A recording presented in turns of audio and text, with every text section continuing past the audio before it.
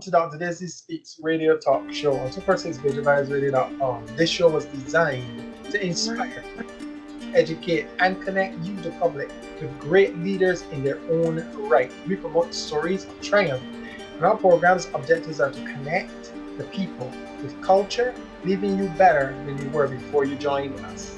I'm your host, and a little about me. I am a certified life coach with new insights in the United Kingdom. Our guest today is a special lady. Her name is Christal P. Austin. She's the founding president of IABC, the Barbados chapter, and she's going to tell you what that is shortly.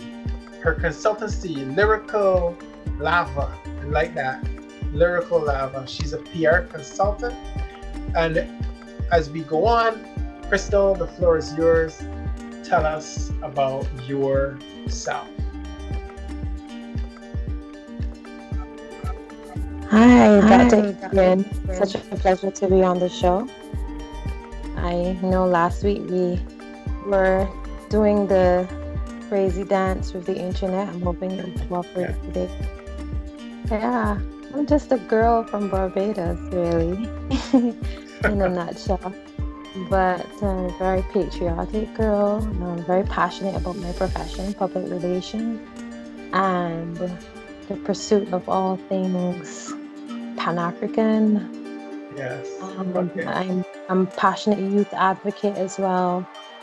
Well, speaking of patriotism, have this opportunity, and I'm going to say good afternoon to everybody in Radio Land. Speaking of patriotism, let us salute all women around the world. Happy International Women's Day. And to our special leader, the Honorable Mia Motley, thank you so very much for giving us the leadership you have given us so far in your person as the Prime Minister of Barbados. Now, Christal, today we're talking about youth and motivation.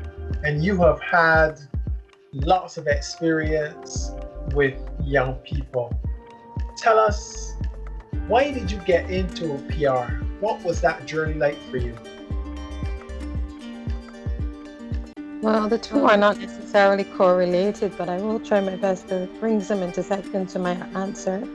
My interest in youth really started because of, I guess I was a troubled youth myself, ran away from home a couple of times and had experiences with parents separating and not necessarily fitting in either of the places where they moved to, and having to be living on my own from a very young age. So I think my heart goes out to young people because a lot of the things that I try to offer them are things that I wish someone had given to me. And I was fortunate. Don't let me paint myself as a basket case too early in this interview. I was very privileged to have people around me who saw something in me, who saw a light in me, and they wanted to help ignite it further. So I would have, for example, around the age of about 17, been given the opportunity to visit our girls' industrial school or our young juvenile detention center and speak to those young women and give them inspirational words, thrown totally off the deep end by my godmother's very good friend who was head of the youth affairs department at the time. And we're talking about 24 years ago. And I really was inspired by the experience because I said to myself, in so many ways, there's such a fine line that separated me from them. And that fine line was persons who chose to mentor me, who took me under their wing by the scruff of my neck and said, you have so much to offer. Here's what I'm going to do for you. I'm going to point you in this direction and I want you to run with it. So another opportunity I got was through music. I wasn't really that talented as a singer, but I loved it, and I was hooked up with a vocal trainer very, very young, about 14 years old, and he taught me a method called the Seth Riggs method. For those who are really bona fide singers, you would know the Seth Riggs method is the one that the likes of Stevie Wonder, Luther Vandross, Whitney Houston, Tina Marie would have used to train on, and that allowed me to then create within myself a talent that I could not only use to, for example, go on to win our local teen talent competition, Richard Stout Teen Talent Song Competition. But I was able to represent Barbados and Grenada when they inaugurated their competition of a similar format. I was able to use that talent again to sing on the hotel circuit when tourism was booming, as a young university student, to be able to pay for all my books brand new, whereas most of my friends' parents were telling them, buy books secondhand. I was able to buy all my books brand new because of my income from my musical talent, again, because of the mentorship that I have received. So throughout my life, I would have found occasions to give back and get involved in youth activities, youth affairs, youth mentorship. And I said yes every single time, again, because I knew that if I were these kids, again, this is what I would want from me, and this is what I kind of had in a very informal way. So any structured opportunities, certainly in 2018, I think I really found some stride in that respect, because I would have pioneered a forum called Treetop Talks, which was kind of like TED Talks. And the idea was that when you look at a treetop, it's beautiful, no matter if you're living in a chattels or a walls, or if you're living in a housing project or a gated community. Treetops are always beautiful for everyone equally. So I use that to dub the session Treetop Talks. And I brought in people to speak to young people in what you would consider to be an at-risk area, kids that have guns and drugs and sex at their doorsteps from a very young age. And we taught them money management, we taught them business etiquette. We brought in the same gentleman who mentored me, I was head of youth affairs. He came in and spoke to them on one occasion. We had a young gentleman who grew up very, very poor, but has made it all the way to a university professor. And all these different stories, a young lady who would have been honored by the Queen for her volunteerism. All these different people were brought in to basically speak into these young people's lives and show them that there's a different way that they could exist and pivot towards, even if they feel as though everything around them is bleak and hopeless, that there was an opportunity for them to make something beautiful with their lives. And it was very well received.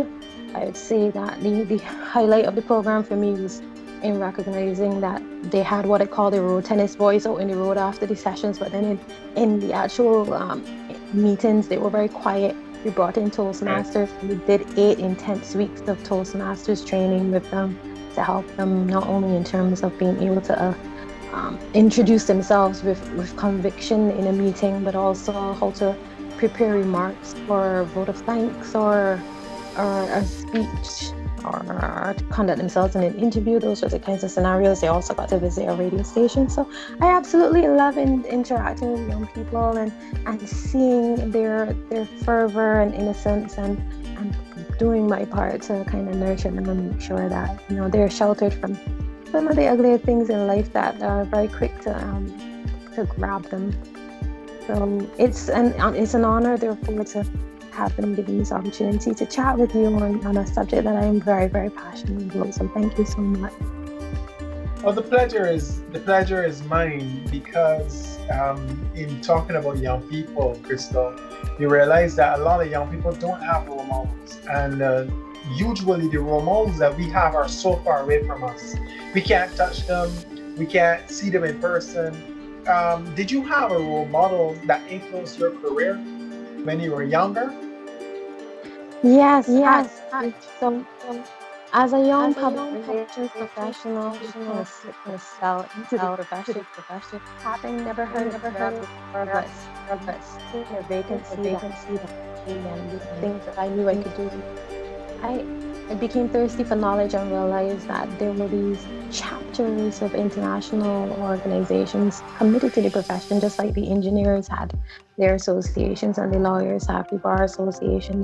There were PR associations, and that was very beautiful for me to become aware of. But I was then upset at the fact that there was none available in Barbados for me to be able to further my knowledge. There were no bachelor's degrees in public relations on the island for me to pursue, and to leave the island at the time as a young wife, young mother, was not an option. So I felt compelled to create something locally for persons like myself who needed those resources to be at their fingertips here in Barbados.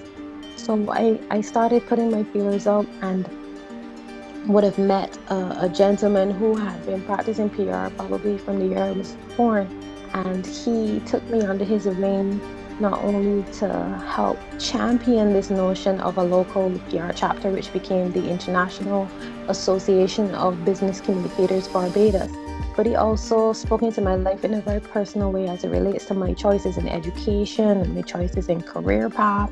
So I would have moved from the public sector to the private sector on his insistence because, as he told me, meeting Rihanna at the airport is not PR, Christal, that's publicity. You need to sink your teeth into hardcore PR. So I pivoted into banking and really got to see the serious side of comms and dealing with the finance, comms, and stakeholder relations in that type of environment. And it was very, very enlightening for me. I would say that I could not have been a consultant today if I had not gone through that experience. So I'm very grateful to him for that forever. He also encouraged me to do postgraduate studies in business administration, recognizing that while PR was a good toolbox to have, it was not a silver bullet. And in the boardroom, Christal, you cannot answer every question with a press release. If they're talking about IT, you must be able to speak about issues relating to managing information systems. If they're talking about human resources, you must understand managing human assets. If they're talking about research, you must understand qualitative and quantitative research methods. So that's where I ended up doing my postgraduate studies in business admin.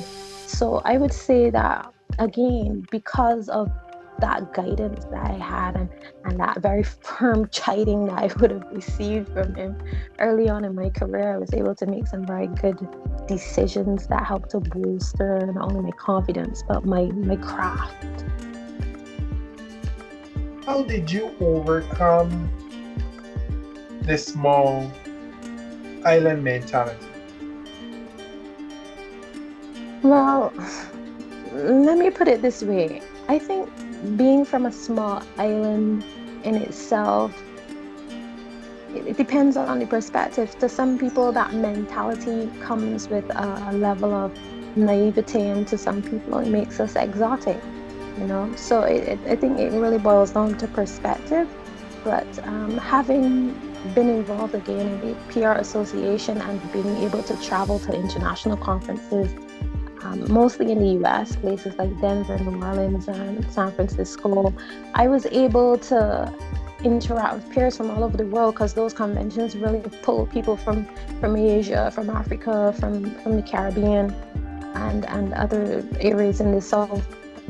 So I would say that being from a small island, yes, it does have its limitations, but you can embrace what is best of it and combine that with as many international perspectives as you can, whether living or working overseas or just traveling and experiencing new knowledge opportunities to build out your perspective. But ideally, let me round that up by saying that staying in your own corner of the world, wherever you are from, is always a limitation. So even if you're from America, if you have not experienced life in other parts of the world, your narrative and your analysis, your toolbox that you use to assess your situations and do your situational analysis will always be limited.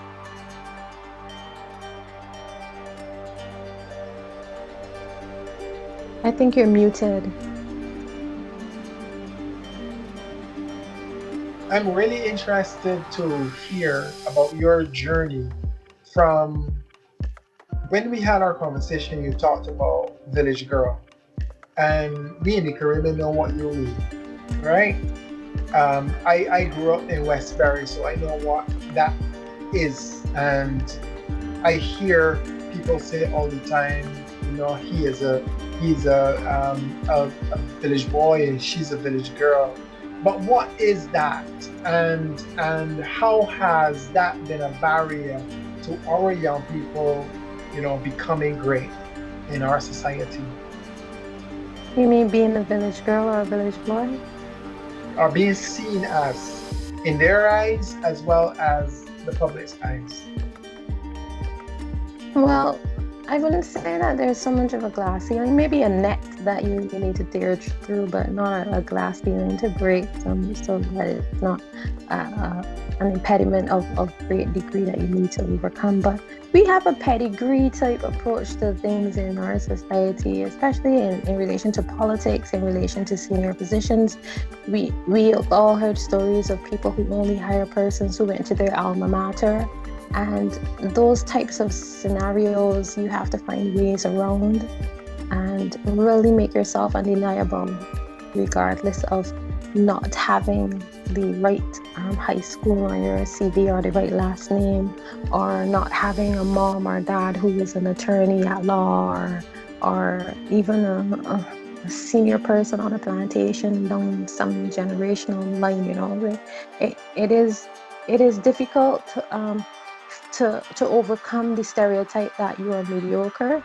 But again, I use the word undeniable deliberately. You have to really build out your personal brand and your own personal image of yourself, and then articulate that in a way that tells people that they need to take notice of who you are and what you bring to the table, regardless of what your background may be. I think you're muted again. Speaking it news. When we as young people begin to thrive, and I say to people all the time, Christal, that our job isn't to exist and it isn't to survive. When we are coming up in our society, we are only trying to survive. We're only trying to stay above the water. But do you have any advice for young people out there who don't want to survive but wants to thrive? You have to set your targets for yourself, your minimum targets in terms of what is good enough for you. And I used the analogy in our last interview of the oil. For some people, you know, extra virgin olive oil is a luxury, and to some people it is a necessary good that they cannot do without. Same thing with honey. Same thing with liquid soap versus a bar soap. You know, there are certain things in life that we position in our minds as need to have, and then there are things that we allocate to the category nice to have, or the gifting good versus the babbling good, as the economists would say. And if you as a young person want to thrive, then you really have to set certain basic limits for yourself. Like, for example, before you go out there and you buy that really nice handbag or go on that drinking spree with your friends, you need to have a couple months, maybe 6 months or so in savings to cushion you in case you are not employed by your company anymore. I think the pandemic really has shown us how important it is to have savings and some kind of cushion or backup plan or side hustle or something that you can survive on. But I think something as simple as 6 months worth of savings as a target for yourself, if you want to be able to thrive as opposed to just survive, is critical. I think if you're going to set standards for yourself again as it relates to your finances, you need to look at keeping your credit card debt down to zero. So front load it if possible, use it only when absolutely necessary, and never allow it to get maxed out and run you down with charges and so on.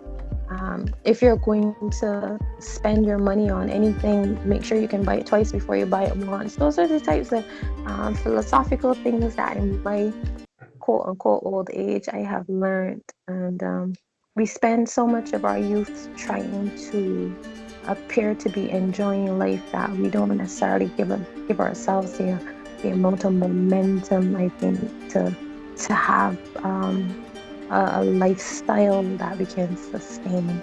And I'm speaking as someone who's had to start over a couple of times too. Those are the kinds of lessons that I have learned in my own experience.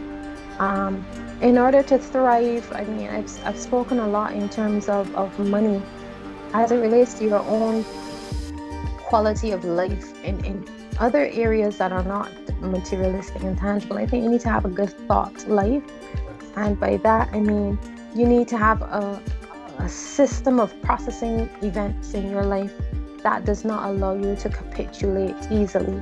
So you need a level of mental strength and agility that can only come from exercise, just like how you would go to the gym every other day.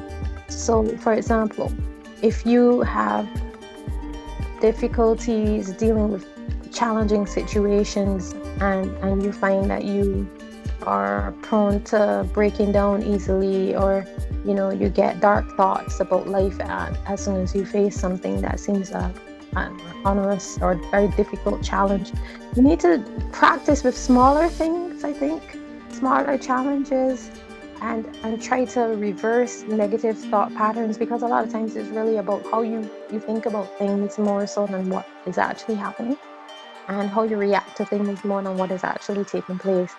So a simple example, every time you find yourself thinking something negative, switch it into the positive.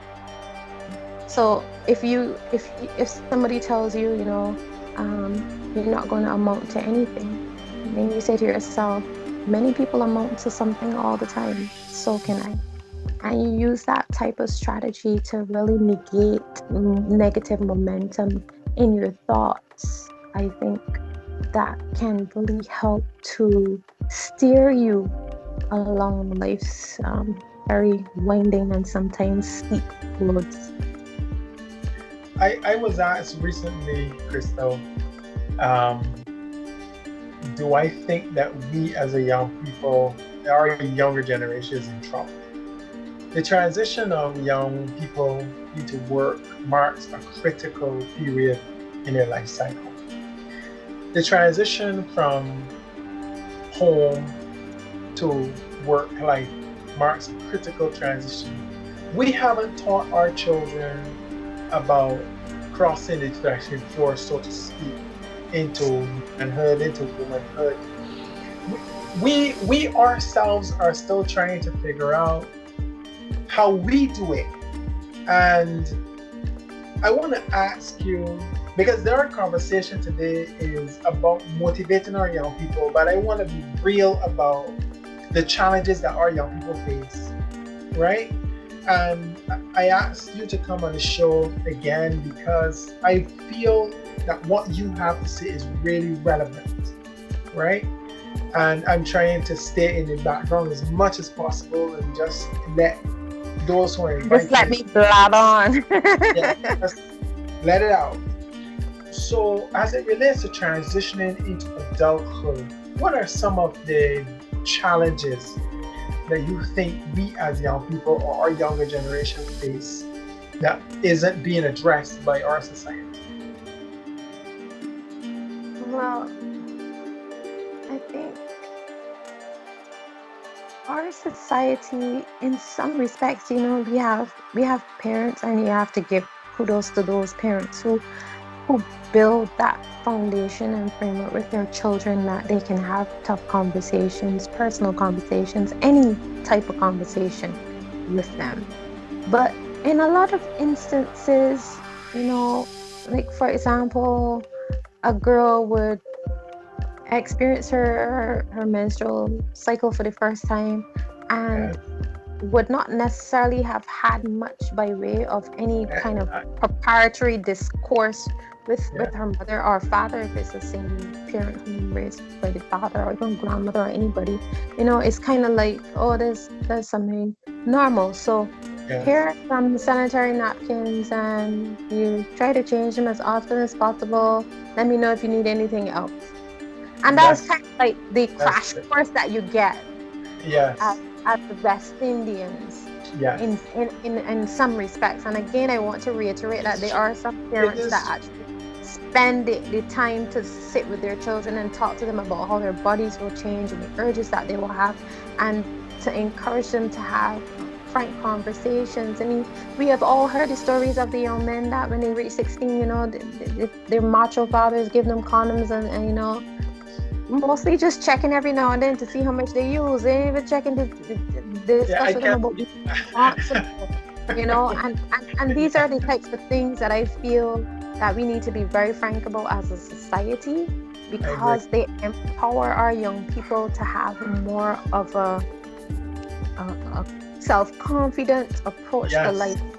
Yes. My I have to say that one of the wonderful choices that I made in life was the types of friends that I've made, and I have a girlfriend whose son is my best friend, and I'm a single mom, but she has a husband, so a lot of times my son would ask to spend the weekend with them, and I would allow him to go because I know that there are things he would experience in that environment he would not experience with me. And I remember one time my son came home and he told me, we were talking about girlfriends and stuff. He probably was like 11 or 12. I was like, what girlfriend are you talking about? He was like, "Mm, truth be told, Mom, I don't really want a girlfriend. I want to travel, enjoy life, and get my degree and get a nice job. And maybe then after Wow.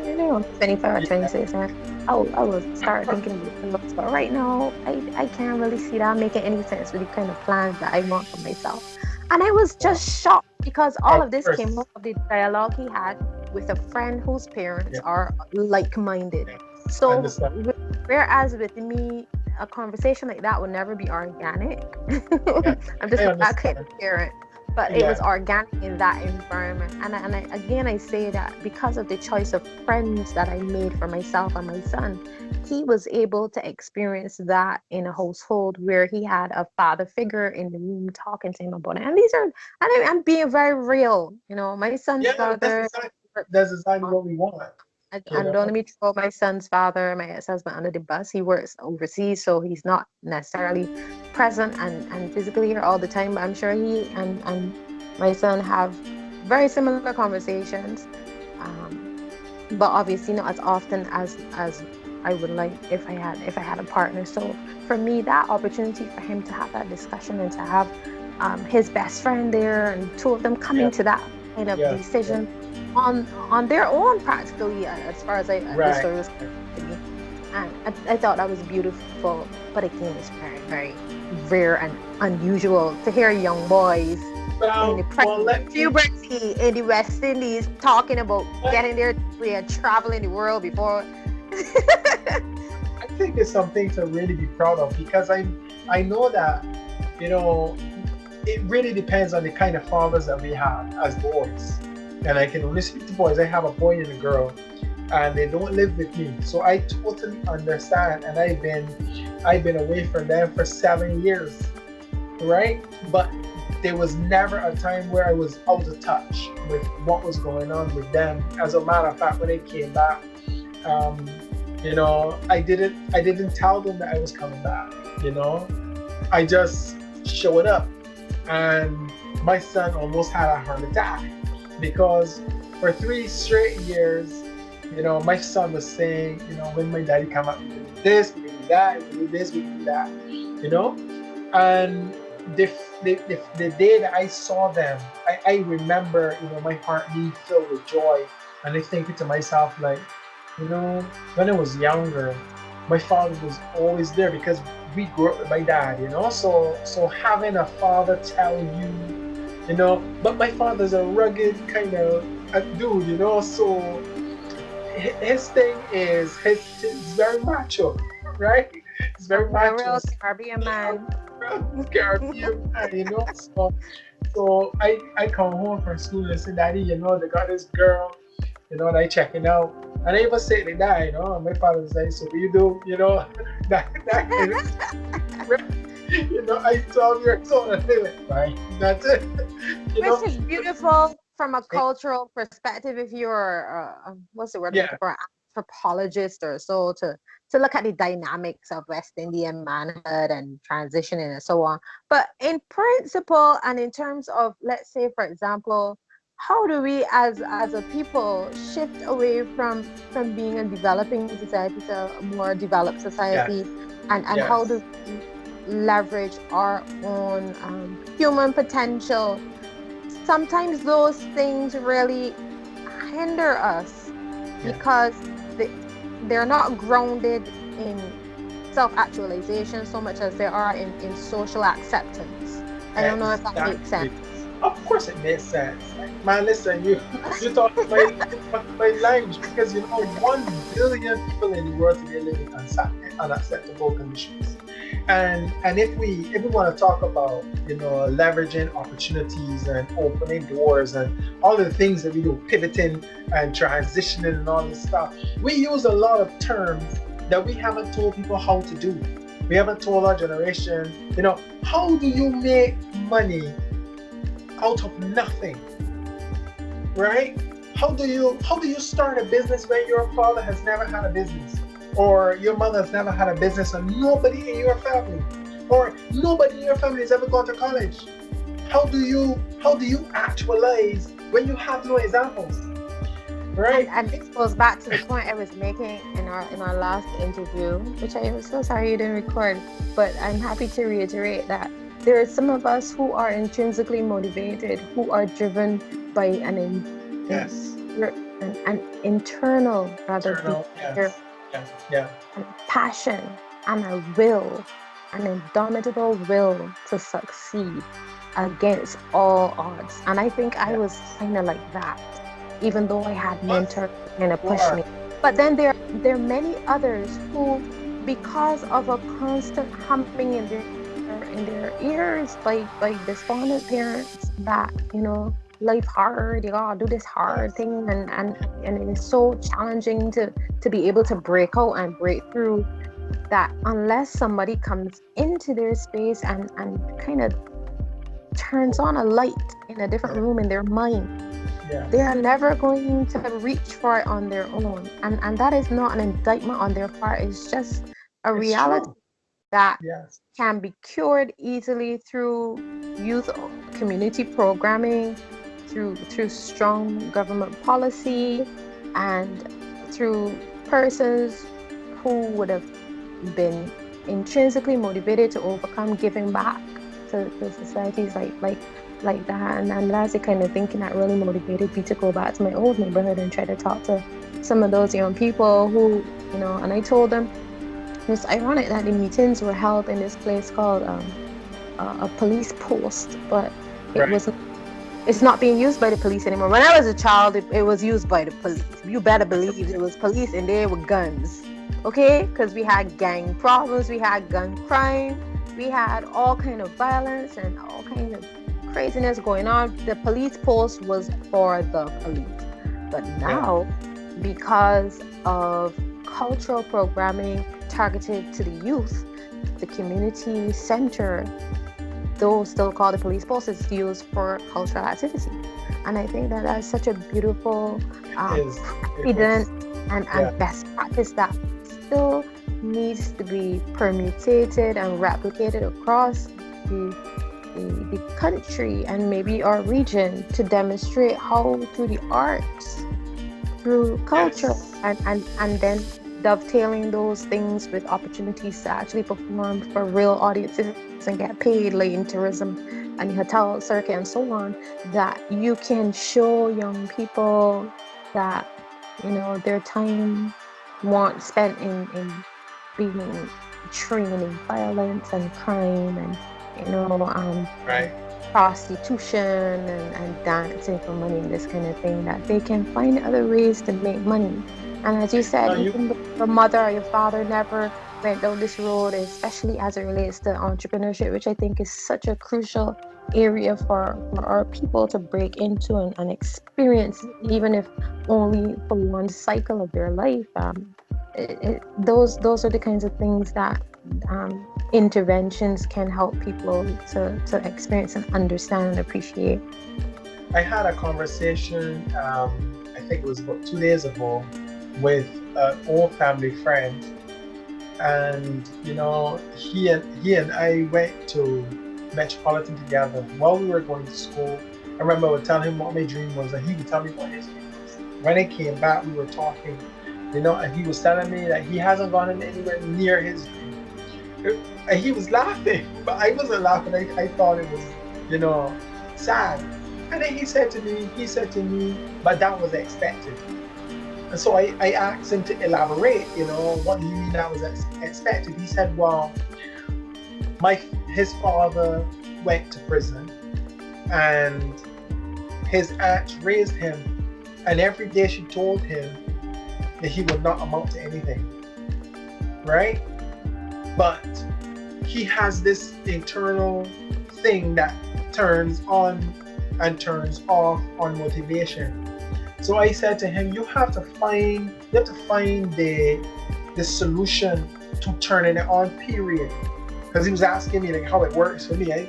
Because I had to tell him how to overcome depression. I had to say to him, look, everybody grows up in a two-bedroom house in Barbados. At some point in time, they are in the grandmother's house, the aunt house, or somebody's house, and it is not a huge house.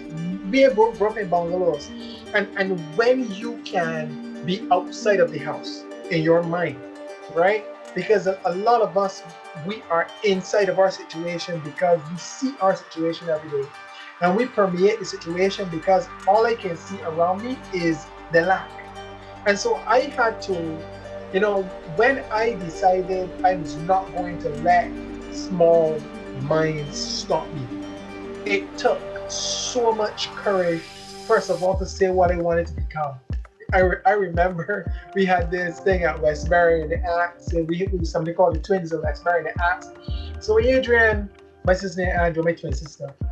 So we want to be, and I remember like stammering, feeling a little shame to say, well, I want to be, a motivational speaker, I want to travel the world and help people. But I realized something, Christine. We have to teach our young people not to be ashamed of what they don't have. Because you don't have the path to getting there doesn't mean you can't say it. Society tells you, well, you didn't go to the school, so you shouldn't even be talking about getting a university degree, right? And so how can we then remove those barriers in society that tell young people that they will only stop at a certain point or they only deserve certain things because that is what has always been the case? One of the things that has worked in the community where I grew up has been pairing youth outreach with parent education. Yes. So to get parents to get out of their children's way, you shouldn't have to sit with them and say to them, look, little Jabari here has only been coming to drumming class for 3 days, but he's already doing drum riffs that big men do. You need to get out of his way. When you hear him talking about drumming, don't tell him what drumming can do to make money. You can't build a house from drumming. You need to support him. You need to encourage him, because while he may not become a professional drummer, maybe it's not his destiny, he may use the discipline, the teamwork that he gets from the experience of being in a band to pivot and have transferable skills in other areas of his life. You need to get out of his way. And those are the types of frank conversations that you need to have with parents, especially in neighborhoods and in societies or community where it is the norm to kind of down cry and push you towards traditional things. And it's difficult because our society is set up in such a way that if you have a nice government job, you could be a janitor in a government job. With enough increments, you could have enough disposable income without debt that you could get a mortgage. Your salary would be 900,000 times more supportive of you remaining in that janitor job than retraining or retooling towards your passion of being a motivational speaker. And if you dare have a side hustle or anything, you'd be like, oh, that's good, but don't let that government job. Keep that government job. And the banking system is set up in such a way that regular income is the only way that you can really get that qualified or approval to be able to have piece of the rock, which is the hallmark of Caribbean success. If you don't own your own house, by the time you die, you're a failure in our society's eyes. But an entrepreneur now would not get that type of support, would be criticized and reminded at every family gathering that, it's time to get a real job. Forever question about if they need help with the bills and all these things, and that's quite fine, because there's some times in an entrepreneur's life where the struggle is real. Of But course.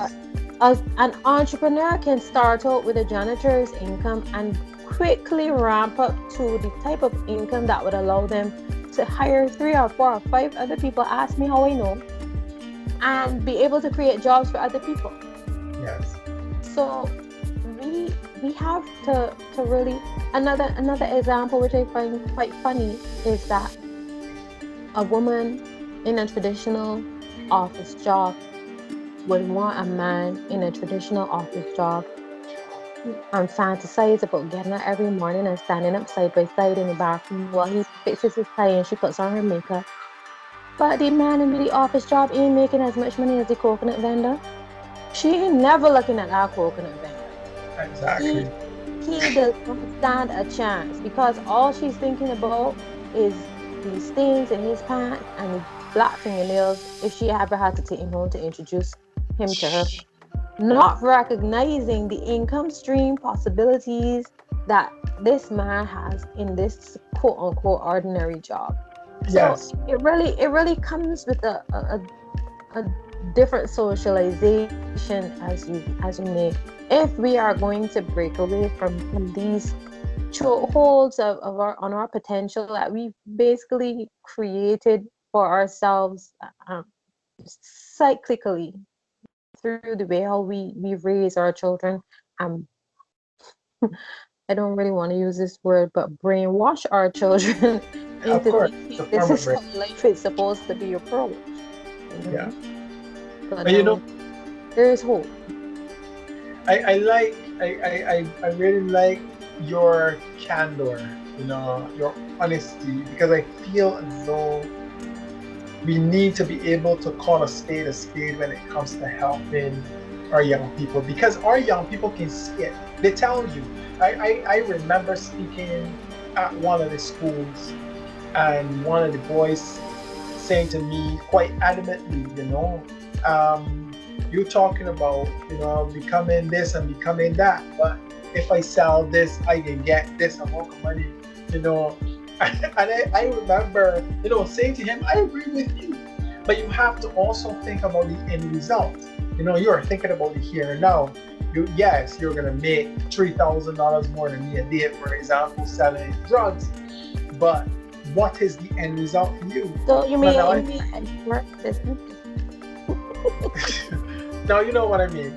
But anyhow, um, one thing I realized, Crystal, though, is that there was some truth to what he was saying, but we need to be able to take that information and turn it around and say, there are principles, there are business principles that those guys have. I mean, some of those guys, you know, are more dedicated to their work and their business than we, who go and study and what's not. So you have to be able to pull out, the good things out of it and apply it to your life, without right. So yeah. I do believe, though, Crystal, that we are living in different times and we need to bring to the public new ways of doing things. I am tired. When I came back to Barbados, the first thing I did is I went to the community center in my area and I asked about what programs do they have to develop young people in our society. And the conversation that I had with them was, well, none, right? So I asked, what's the purpose of having the community center? Because you said it's to create, a social construct that kind of solidifies the idea that we are all one in this community, using education to further our growth, personal development to further our growth. And the lady said to me point blank, there are none. Nobody is, the young people are not interested. So I said, well, you have to create the program, put it out there first. Even if it's like a little cooking program. So here's my response to that. There are always people in communities that are well respected enough that can rally those young people. Of course. And it is just a matter of knowing who they are. It might be a granny, it might be somebody who's running a shop, it might be someone who occasionally, scrimmages with the kids playing football or something. Very, in very rare circumstances, there are bona fides. I'm gonna have a surprise doctor to watch. Okay, I'll put it on for you. You can go back down. Wait, I want to show. You want to choose which one? Yeah. Okay, yes. So I'm being dictated here in terms of. Yes, I can hear. I will try to continue to to speak. Yeah. So sometimes it's a bona fide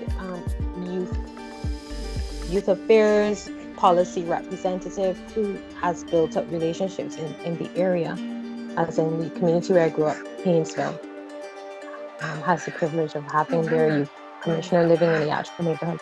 But you will always find somebody in the neighborhood who, despite how rugged and wicked and bad boys think they are, that commands respect. Yes. And it is really to get that person to help in terms of rallying young people and getting them into these programs. Right? So, yeah, I'm sure you can see my boss here. Yeah, you gotta make sure one of them guy know when you come off. Yeah. Yeah. There is also a guy. Yeah. No, you go ahead. Yeah, I was gonna say there is also a guy in my neighborhood. He just started a men's center. Imani Center. His name is Fabian Sargent, and he's been involved in helping the community for years, right? I know Fabian very well. Yeah, very very good guy. So yeah, he's wonderful guy, very dedicated. Yeah. Sorry, you broke up. I said he's also a very dedicated family man. Oh yeah, most definitely, like another level. so we need those examples, and we need more of those examples in our community. We really need people who have come out and has built a path, right? Because the challenge is you have come out, but you can't lead persons out because you haven't built a path. You just left. There are people who think that making it is running away, from where they come from, that kind of stuff, and that is counterproductive, Training. I mean, here's the thing.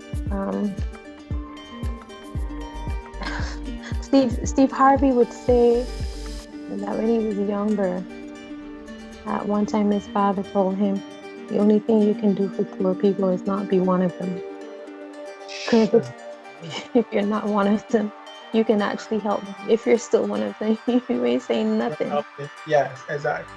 So this notion of leaving is understandable, and in a way it is necessary, because a lot of times these young people, they don't even have passports, so they don't know the world outside of their country, and sometimes they only know their neighborhood and Bridgetown, the city. They don't, and because of the bus crawl culture where we have all these party buses and so on, they get to see the island and whatnot. Years ago, you would have been on a church excursion with your grandmother to really see the rest of the country. But in a lot of cases, these young people, the at-risk ones in particular, I like to focus on, their whole existence is the city and their neighborhood, which is sad. It's very, very sad. But with the right programming, I can't say that enough, with the right programming that is prepared in a way that is attractive, that is relevant, that is frank, it is so beautiful to see the transition. And I'm happy to be living through that now, where I can see some of those same young people who passed through my program and others within the community that would have been created for them, how they have blossomed. It's beautiful to see. Now, kudos to you. I really take my hat off to you, because honestly, when I talk to you, I can hear your passion for people. I didn't even know you could sing until I watched your YouTube your YouTube video, and I was like, wow, you sing too. Now, governments in cooperation with youth organizations, I think, should develop training programs for youth, which improve their application to agriculture. For me, for example, I love gardening, you know, um, but there are no pieces of property here that within our area that people can go and work. For example, as a community, right? When I was in Brazil, one of the things that they had was dedicated land to specific locations where people would just go and work the land. And I would take a lot of the young people from university there to talk, to speak English and stuff, to practice English, but in an environment they understood, you know. So I'm looking at those practical, because you finished by talking about your program. So those practical life skills programs, right? I want to develop a life skills program for young people, right? Well, That gets into the correction. Exactly. I'm not speaking officially on behalf of government, but I am aware of programs that have been made available to young people in terms of both they can start businesses as well as the land that they can do agriculture. And also very confident that there is a training program currently underway that is giving young people agriculture and understanding and the new technologies in that. So maybe it is a case where it is not publicized as best as it should be, or as regular as they ought to be. But I have to say that this current government, this current administration has made some efforts, tangibly so, and not just in manifesto and just in spoken word, but in actual active programs to try to make resources available to persons interested in agriculture. And I have a good friend who works in the Ministry of Agriculture as well, who swears to me that our level of output at present is higher than it's been for a while in terms of import substitution.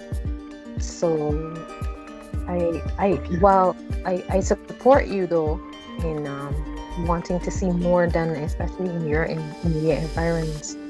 And I encourage you and support you in executing it, because you can never do too much in terms of something like that, where, for example, here in Barbados, we import about $400 million US food stuff every year. Our food import bill, easily 800,000 Barbados dollars. And that is scary, especially in these times. So any programs that are being done by any entity, government, private sector, or NGO, or individuals with heart like yourself, I fully support. Well, I was even thinking that these land grants for young people by governments, should be something that they should look into, not just the land to work, but land to also construct businesses. It could be mobile businesses, mobile area, for example. When I went to Bremen, I thought that was one of them when I saw some of those kiosks, and that's another thing. Young people need a start. They go to the bank and the bank tells them, well, you have to have assets. But it's just starting, so where would they get assets from? Yeah, and I think that's where the trust loan program that has been implemented by government came into play, to provide those people with a revolving loan system that they can borrow $2,000 to start their businesses and get business support and so on. Yeah, you're absolutely right. The traditional systems of our mothers and fathers and grandmothers and grandfathers really did not with the kind of platform that is needed for us to ramp up our wealth as a new generation. So we have had to become very creative in the way how we develop policy and and engage with the private sector to build partnerships to facilitate these types of entrepreneurial ventures. And the thing about it, naysayers may say a lot of these businesses are going to fail, and that's beautiful. Do you know how wonderful it is to fail at a business? Like you can't get that kind of experience in a degree program. Failing at a business is a rite of passage towards wealth.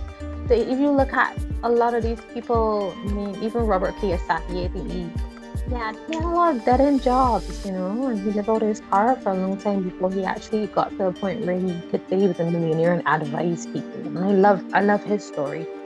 And Richard Branson is someone else who dabbled in a lot of things. And when you look at a lot of these people, Jack Ma, they really, even the man who started KFC, they went through the ringer, starting and stopping and failing.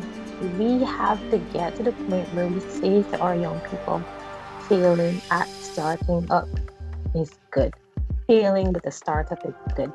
Fail as many times as you can afford to fail. Fail as many times as you are able to fail, because the experience, it grounds you. There's something humbling about it. There's something gritty about it that puts you on such a path of introspection and self-realization. I can't explain it, but having done a number of things, I mean, I've sold soaps before. I had a snow cone cart. I've sold snow cones in Bridgetown with my carts before. I've had I had an app franchise one time. I mean, there's so many little things that I tried business-wise. You would be surprised the amount of things that I dabbled in from a business perspective. Me too. I totally.